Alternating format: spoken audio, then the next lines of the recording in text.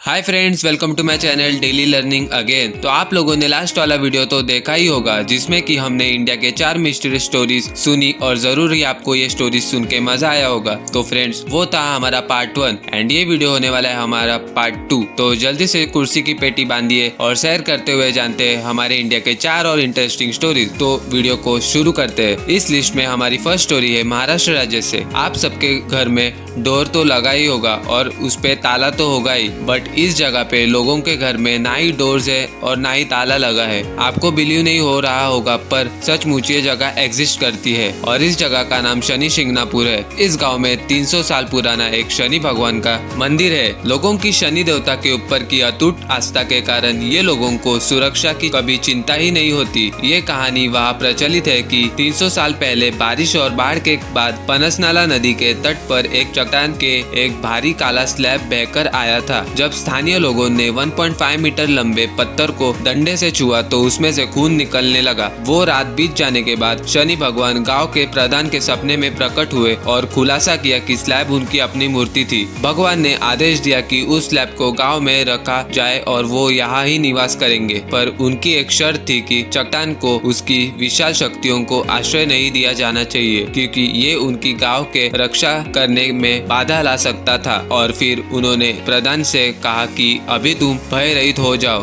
क्योंकि इस गांव की रक्षा अब मैं करूंगा। ग्रामीणों द्वारा शहर के मध्य में एक छत रहित मंच पर विशाल स्लैब स्थापित करने के बाद फिर उन्होंने सारे दरवाजों और ताले हटाने का फैसला किया, क्योंकि शनि भगवान के होते हुए हमारे पर सुरक्षा की कोई चिंता ही नहीं है और ये परंपरा कई सालों से चली आ रही है। लोगों का मानना है कि चोरों को तुरंत अंधेपन की सजा दी जाएगी और जो कोई बेईमान होगा उसे 7.5 साल तक दुर्भाग्य का सामना करना पड़ेगा। ये सब चीजें कितनी सच्ची है ये तो हम अभी नहीं बता सकते, पर इन लोगों की आस्था को तो हमें जरूर मानना पड़ेगा। क्या आप सोच सकते हैं कि कोई इंसान बिना खाना पानी के कैसे जीवित रह सकता है? पर ऐसा एक इंसान है जिसने ये मुमकिन कर दिखाया है, वो भी साल 1940 से। उनका नाम योगी प्रहलाद जानी है। वो गुजरात के बनासकांठा के रहने वाले थे। उन्हें भक्त चुनरीवाला माता जी के नाम से जानते थे। कहते हैं कि वो हमेशा एक स्त्री के तरह श्रृंगार करते और लाल रंग की चुनरी ओढ़े रहते थे। इन योगी ने पूरे 76 साल तक ना खाना खाया और ना ही पानी पिया था, और फिर भी वो पूरी तरह स्वस्थ और निरोगी थे। उनके भक्तों का ये मानना था कि उन पर देवी अम्बा की असीम कृपा है और इसी के चलते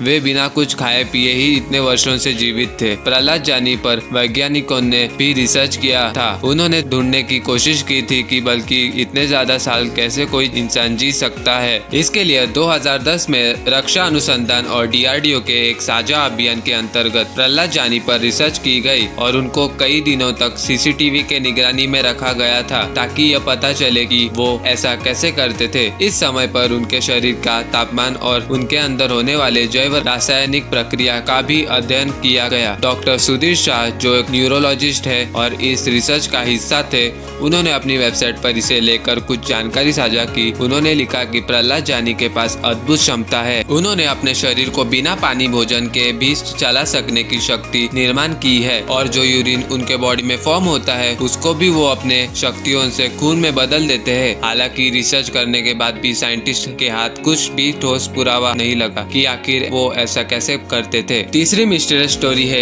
एक सोने के खजाने की, जो बहुत साल पहले एक गुफा में रखा गया है। तो किसका है यह खजाना? गुफाएं सच में एक दिलचस्प विषय रहा है। उनमें से ही एक गुफा है जो बिहार के राजगीर में है। इन गुफाओं को सोन भंडार गुफा के नाम से जाना जाता है। इस गुफा के प्रवेश द्वार पर एक चट्टान पर गुप्त भाषा में लिखा है कि इस गुफा का निर्माण एक बुद्धिमान व्यक्ति ने किया था, जिसका नाम वैरादेव था। इस गुफा में एक विष्णु की मूर्ति भी मिली थी। तो इस गुफा में क्या रहस्य है? सोन भंडार यानी सोने का भंडार, मतलब इस जगह पर बहुत सारा सोना दफन है और इस सोने तक जाने के लिए एक रास्ता भी है, पर यह नहीं पता चला कि इस तक पहुंचा कैसे जा सकता है। इस गुफा में आपको एक द्वार जैसी संरचना भी दिखेगी और उसके बगल में एक अपठनीय शिलालेख है। ये एक प्रकार का गुप्त लेख है और जो कोई भी इसे पढ़ लेगा तो उसके लिए ये दरवाजा खुल जाएगा। आज तक कोई भी इस शिलालेख को समझने में कामयाब नहीं हो पाया है। इसे खोलने का बहुत प्रयास किया गया, और एक बार तो ब्रिटिश सरकार के अधिकारियों ने इस पर तेज विस्फोटक भी लगाए, पर वे किसी भी काम के नहीं ठहरे और इसका रहस्य और भी गहरा होते चला गया। इस गुफा को